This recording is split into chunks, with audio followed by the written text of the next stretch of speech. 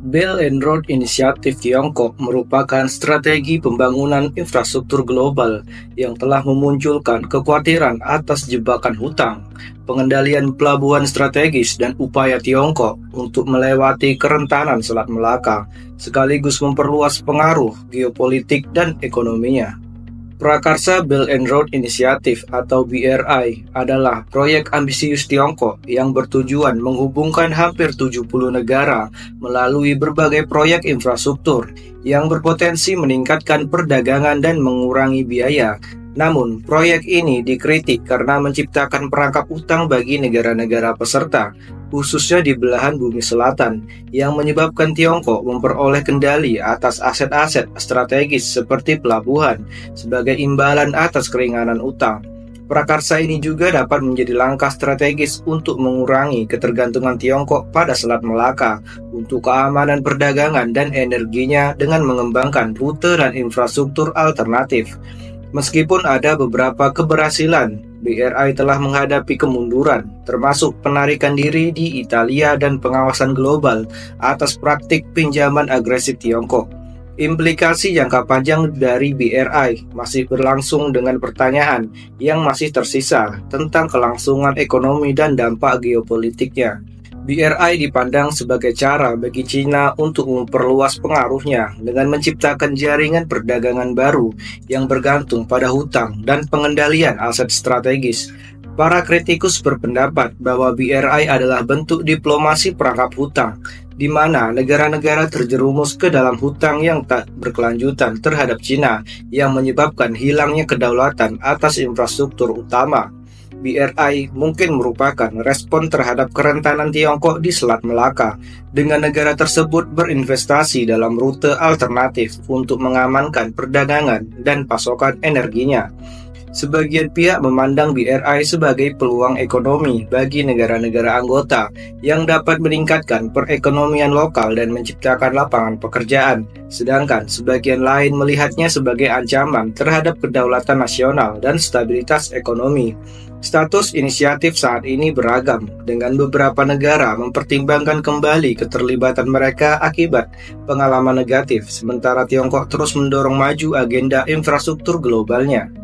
Prakarsa Belt and Road Initiative atau BRI adalah proyek besar yang bertujuan untuk menghubungkan hampir 70 negara melalui proyek infrastruktur seperti jaringan pipa, jalan raya, pelabuhan, dan rel kereta api. Namun, rencana ambisius ini mungkin memiliki motif yang lebih dalam untuk menciptakan jaringan perdagangan baru yang bergantung pada hutang, kontrol pelabuhan, dan menyebarkan pengaruh politik.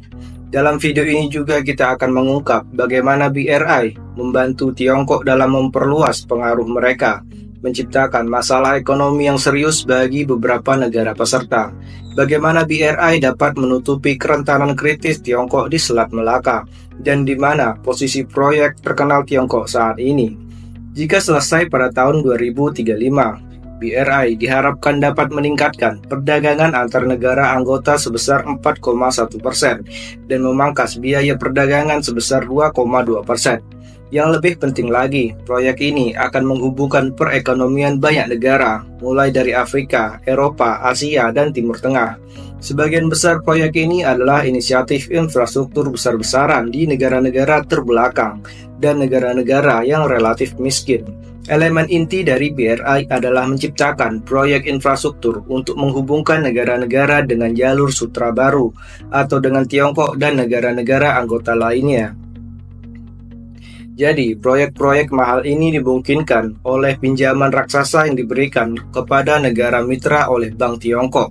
Dengan pinjaman tersebut, negara membayar proyek-proyek seperti membuat jembatan, jalan-jalan, jalan raya, bandara, pelabuhan, angkatan laut, jaringan pipa atau sistem kereta api. Secara teoritis, negara-negara anggota akan mendapat manfaat dari proyek-proyek ini dengan meningkatkan ekonomi mereka, memperbaiki negara mereka, menciptakan lapangan pekerjaan lokal, dan meningkatkan perdagangan dengan anggota BRI dan Tiongkok lainnya. Proyek-proyek ini membantu menciptakan hubungan yang lebih dekat dengan pemerintahan Tiongkok dan membantu Tiongkok menciptakan Belt and Road mereka sendiri. Pada tahun 2021 saja, investasi Tiongkok dalam proyek infrastruktur asing ini menghabiskan biaya 59,5 miliar US dollar. Namun, BRI belum memberikan manfaat bagi banyak negara seperti yang diharapkan. Beberapa proyek ini lebih menguntungkan bagi Tiongkok daripada negara mitra yang menandatanganinya dengan harapan dapat memajukan pembangunan mereka sendiri. Hal ini disebabkan oleh konsep debt trapping. Debt trapping adalah ketika suatu negara, biasanya negara yang lebih miskin, mengambil pinjaman dari negara lain seperti Tiongkok untuk membayar sebuah proyek, tetapi gagal membayar kembali pinjaman tersebut karena suku bunga yang tinggi dan pengembalian yang rendah dari proyek tersebut. Kesepakatan ini seringkali memiliki suku bunga di atas 5% dan jangka waktu yang pendek dibandingkan dengan standar IMF sebesar 2%. Ketika suatu negara tidak dapat membayar utang, negara tersebut seringkali harus memberikan sebagian kendali atas proyek tersebut, seperti pelabuhan atau jalur angkutan barang dalam kesepakatan jangka panjang kepada pemberi pinjaman dengan imbalan sejumlah keringanan utang. Ini disebut dengan debt trap diplomasi, yang menurut beberapa kritikus BRI digunakan Tiongkok untuk menumbuhkan pengaruh politik global. Diplomasi jebakan utang bukanlah sesuatu yang teoritis. Implementasinya adalah pengamatan yang jelas dari banyak negara dunia kedua dan ketiga secara global. Diplomasi jebakan utang terutama terlihat pada tahun 2017 di Sri Lanka, ketika Sri Lanka menyerahkan kendali pelabuhan Hambantota, pelabuhan strategis di Samudra Hindia, ke Tiongkok dengan sewa 99 tahun. Mahendra Rajapaksa, presiden saat itu, mendorong agenda yang bertujuan untuk membawa kekayaan dengan cepat ke negara tersebut dengan menciptakan banyak proyek infrastruktur besar-besaran, mulai dari membangun bandara, pelabuhan angkatan laut, dan bahkan stadion. Sri Lanka mengambil pinjaman besar-besaran Tiongkok senilai pinjaman 317 juta US dollar dengan tingkat bunganya 6,3% untuk pendanaan agenda pembangunan infrastruktur mereka di negara tersebut. Semua proyek yang diusulkan memanfaatkan pinjaman Tiongkok dan kontraktor Tiongkok akan bermanfaat bagi negara untuk mengambil pinjaman ini dan menggunakan perusahaan mereka sendiri untuk membuat proyek. Namun, pinjaman ini seringkali mengharuskan perusahaan untuk memilih perusahaan Tiongkok untuk menyelesaikan proyek. Karena proyek infrastruktur besar-besaran yang tidak dapat mereka bayar, 95% pendapatan pemerintah Sri Lanka digunakan untuk melunasi hutangnya yang lebih dari 7,3 miliar US dollar kepada Cina. Ketika Sri Lanka tidak dapat membayar hutangnya kepada Cina untuk proyek infrastruktur ini, hal itu menyebabkan Cina menawarkan kesepakatan yang memberikan keringanan hutang, di mana Sri Lanka harus memberikan kendali dan kedaulatan kepada pemerintah Cina atas pelabuhan angkatan laut Hambantota yang sangat menguntungkan dan strategis di Samudra Hindia. Diplomasi perangkap hutang juga mempengaruhi negara-negara mitra BRI lainnya seperti Djibouti. Djibouti secara strategis terletak di tanduk Afrika dengan akses langsung ke Laut Merah dan Teluk Aden. Ini adalah pintu gerbang untuk perdagangan maritim antara Timur Tengah dan Samudra Hindia.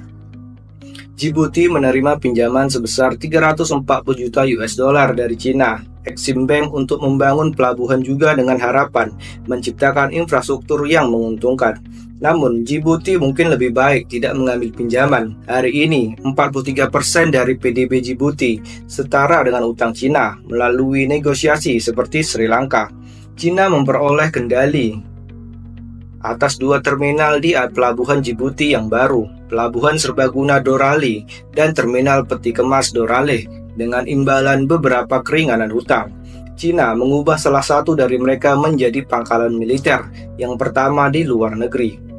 Hal ini menimbulkan kekhawatiran karena AS juga memiliki pangkalan di Djibouti dan hanya menambah ketakutan yang sudah meningkat akan pengaruh luar negeri Cina yang semakin besar. Cina juga memperoleh kendali penuh atas proyek-proyek lain seperti jalan raya dan rel kereta api di seluruh dunia sebagai bagian dari kesepakatan keringanan hutang. Salah satu kemungkinan motif di balik BRI Tiongkok adalah untuk mengurangi ketergantungan pada Selat Melaka. Jalur air sempit antara Malaysia dan Indonesia, Selat Melaka adalah rute vital bagi perdagangan dan keamanan negeri Tiongkok, karena lebih dari 70% impor minyak bumi dan LNG-nya melewatinya. Namun selat itu juga rentan terhadap choke point oleh AS dan sekutunya, seperti India, Filipina, Malaysia, dan Australia yang telah meningkatkan kehadiran militer mereka di Laut Cina Selatan. Blokade atau gangguan selat akan sangat merusak ekonomi Tiongkok dan mengancam pasokan energinya. Oleh karena itu, Tiongkok mungkin menggunakan BRI untuk mendiversifikasi sumber dan rute energi dan perdagangannya dengan membangun pelabuhan, jaringan pipa, rel kereta api, dan jalan raya di seluruh Asia, Afrika, dan Eropa. Dengan melakukan itu, Tiongkok berharap untuk mengamankan kepentingan ekonominya dengan melewati Selat Melaka. Berikut adalah dua contoh. Pertama, mari kita mulai dengan Myanmar, anggota lain dari BRI, sebagai bagian dari koridor ekonomi Tiongkok-Myanmar atau bagian dari BRI. Tiongkok membangun proyek pipa minyak dan gas Myanmar-Tiongkok yang awalnya dimulai pada tahun 2010. Proyek-proyek ini adalah prasyarat untuk BRI dan kemudian diperluas ketika BRI berjalan lancar. Namun, proyek pipa minyak bisa jadi hanya satu bagian dari rencana yang lebih komprehensif untuk memotong ketergantungan pada Selat Melaka. Pada tahun 2020, pembangunan pelabuhan laut dalam Kieu Piu dimulai sebagai bagian dari BRI di Myanmar. Sampai hari ini, Tiongkok mengendalikan pelabuhan laut dalam Kieu Piu setelah Myanmar mulai memiliki masalah terkait hutang yang serupa seperti Sri Lanka dan Djibouti. Alasan yang mungkin untuk mengambil alih kendali atas pelabuhan dan membangun proyek pipa minyak dan gas Myanmar Tiongkok adalah agar Tiongkok dapat mengangkut minyak ke pelabuhan dari Timur Tengah dan mengangkut melalui pipa ke daratan Tiongkok. Ini akan menyediakan rute transportasi alternatif yang akan menghindari kemungkinan titik kemacetan di Selat Melaka dan tidak akan mengganggu arus minyak dan barang-barang lainnya. Tidaklah masuk akal untuk berpikir bahwa BRI Tiongkok sedang membuka jalan bagi Tiongkok untuk menciptakan jaringan perdagangan global baru yang menjamin perdagangan minyak dan barang-barang lainnya tidak terganggu selama masa-masa sulit dengan berinvestasi dan menciptakan akses ke infrastruktur asing dengan melewati titik-titik kemacetan yang mungkin terjadi. Di Pakistan, Tiongkok juga telah menguasai pelabuhan lain, pelabuhan laut dalam Gwadar, dengan sewa selama 40 tahun dari Pakistan. Sebagai bagian dari BRI di Pakistan, kedua negara juga telah membangun jalan raya yang menghubungkan Gwadar, Pakistan dengan Tiongkok. Jalan raya ini dapat digunakan untuk mengangkut barang seperti minyak dari pelabuhan yang sekarang berada di bawah kendali Tiongkok ke Tiongkok, yang dimungkinkan dengan membangun sistem jalan raya seperti contoh sebelumnya. Seharusnya tidak sulit untuk menghubungkan titik-titiknya jika dilihat melalui lensa keamanan ekonomi. Seseorang dapat menyimpulkan bahwa BRI Tiongkok tidak hanya untuk menumbuhkan ekonomi Tiongkok, tetapi juga untuk memecahkan masalah logistik. Sama seperti jaringan pipa di Myanmar, pembangunan jalan raya dan kontrol pelabuhan memungkinkan Tiongkok untuk memutus ketergantungan pada Selat Melaka. Menguasai pelabuhan asing adalah salah satu bagian dari teka-teki logistik ini, tetapi mengembangkan infrastruktur pendukung seperti jaringan pipa dan jalan raya untuk membawa perdagangan ke Tiongkok benar-benar membuat pelabuhan asing Tiongkok, seperti yang ada di Gwadar dan Myanmar, jauh lebih dalam membantu ekonomi Tiongkok. Baru-baru ini, Italia, satu-satunya negara G7 yang menjadi negara anggota BRI, telah mengumumkan akan meninggalkan BRI. Menteri Pertahanan Italia menyebutnya sebagai langkah yang mengerikan untuk bergabung dengan BRI. Banyak negara juga telah memanggil Cina karena diplomasi perangkap utang mereka yang agresif, dan banyak proyek di seluruh dunia tidak dapat dibangun atau belum memenuhi harapan. Namun, banyak lagi yang akan mengatakan bahwa terlalu dini untuk menilai efektivitas BRI. Pertanyaan seperti, apakah lebih banyak negara akan bergabung dan bagaimana infrastruktur dan kemampuan perdagangan akan berdampak pada anggota BRI masih belum sepenuhnya bisa terlihat. Namun, inisiatif ini masih relatif muda dan masih banyak yang harus diamati mengenai bagaimana Cina mengembangkan proyeknya di dunia geopolitik yang semakin rumit. Terlepas dari sentimen saat ini, penting bagi setiap orang untuk memahami ke dalam usaha politik dan ekonomi Cina yang besar.